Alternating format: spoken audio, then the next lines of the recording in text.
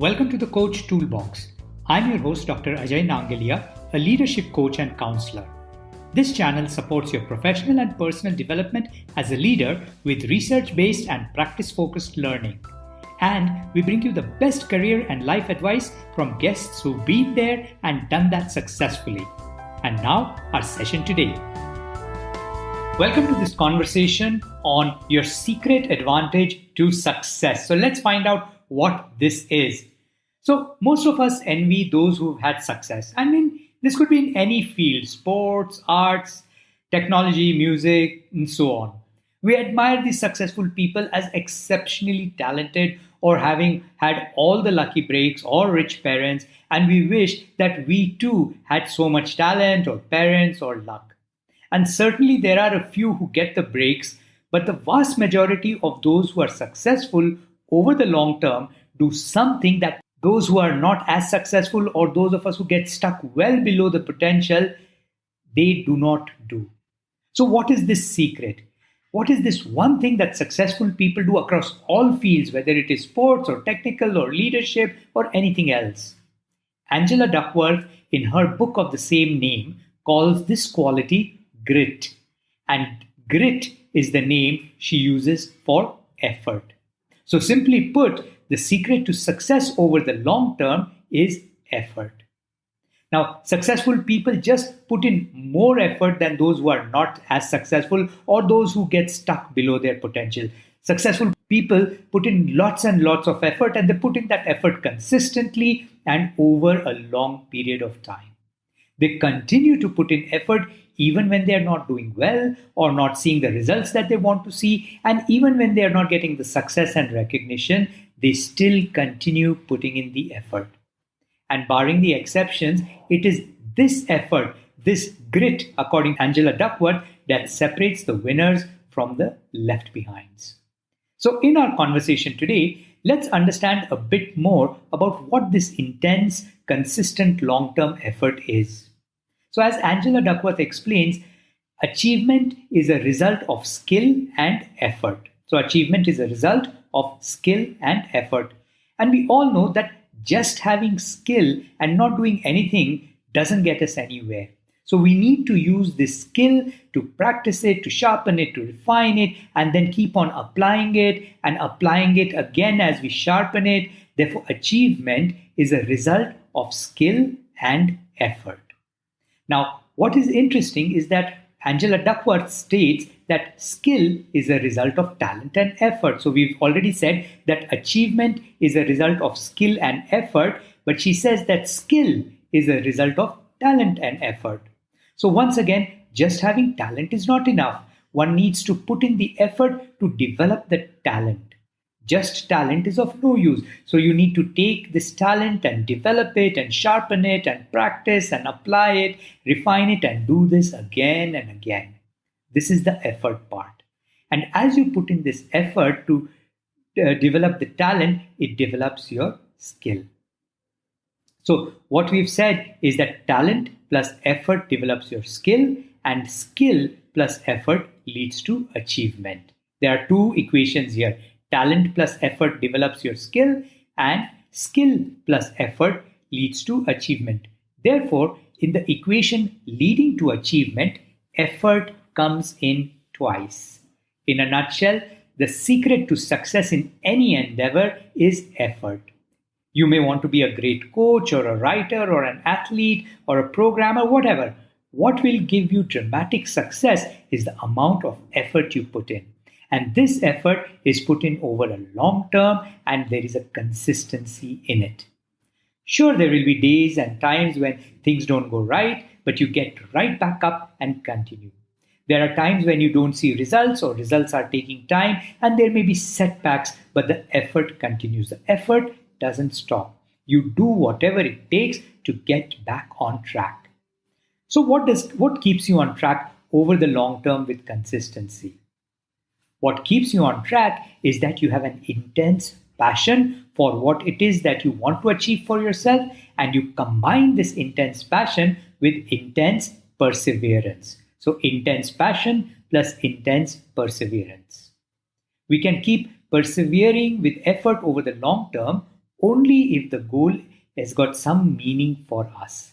We must care deeply for it. It aligns with our values, and we know that it will have an impact on us or it will help us make an impact on others for others.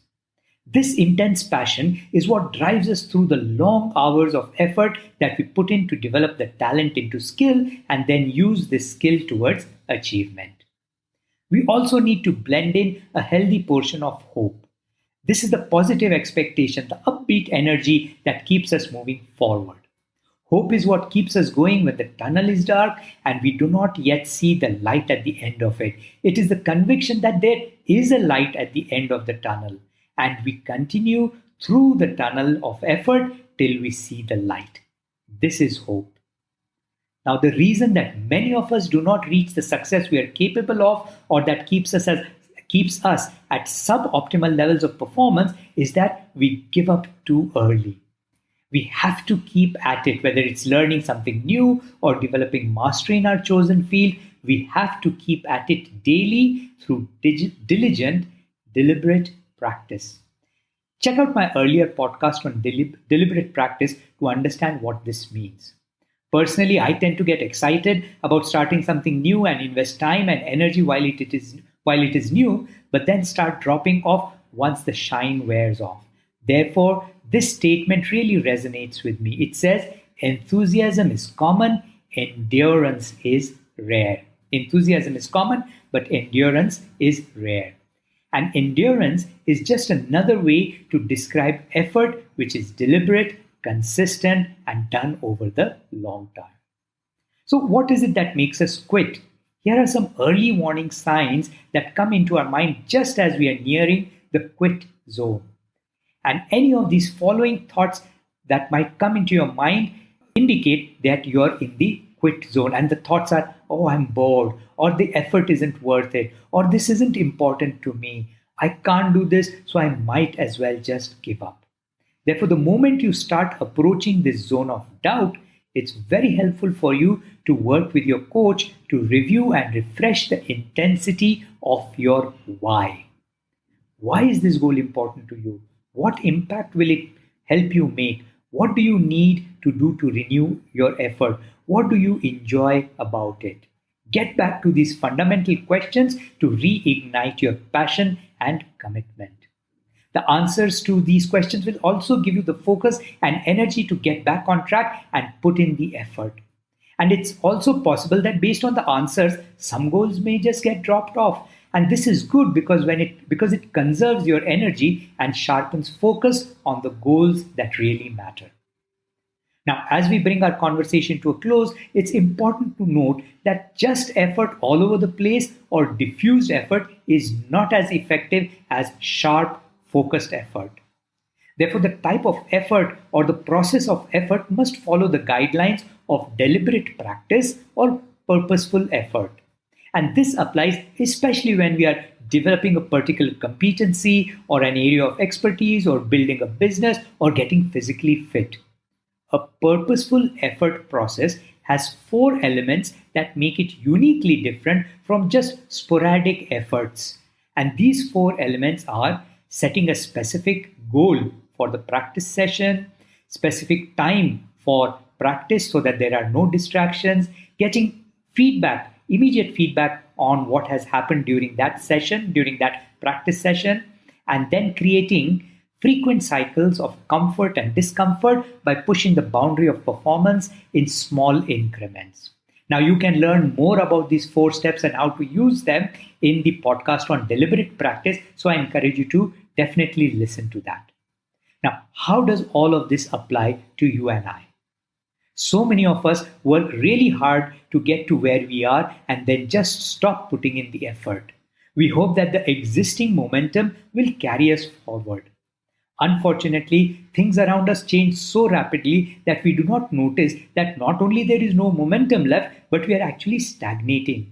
And also there is a whole new team of folks, whole bunch of people who are putting in tremendous effort. So it's a no-brainer when somebody else gets the promotion or our own promotion gets stalled. And this is especially true in, for example, sales or establishing a startup. Effort is often the strong differentiator between a project that succeeds and one that does not. It's also the strong differentiator between a person who succeeds and one who does not. So, where are you today? In what areas have you given up the effort? And this could apply not only to work and business, but also in our relationships. Successful relationships take effort from both partners to make them thrive. The same principles of effort that we've discussed apply to make a relationship successful. So, is this something that you need to look at, your relationships? Personally, I found that a great way to stay steady on the effort is to work with a coach who will help you review the questions and the process that we have discussed and support you and encourage you when you need it and celebrate with you when you reach a milestone. So, why not consider working with a coach too? I trust that you find our chat useful and helpful, and I wish you well in your efforts to succeed in the areas that you value. And if you'd like to work with a coach or a counselor to support you on your journey, then do connect with me and let's see if we can work together. And before we go ahead, remember to subscribe to this channel and listen to the previous episodes on this channel. They're all designed to give you a significant edge in your journey towards mastery. Good luck. And that's it for today. Thank you for listening. Please connect with us on coachtoolbox@gmail.com. We'd love to hear from you. And don't forget to follow, subscribe, and review this channel. Details of our ICF-approved coach training programs and our services as executive coaches and coaching supervisors are on www.globalcoachtrust.org. See you in our next session.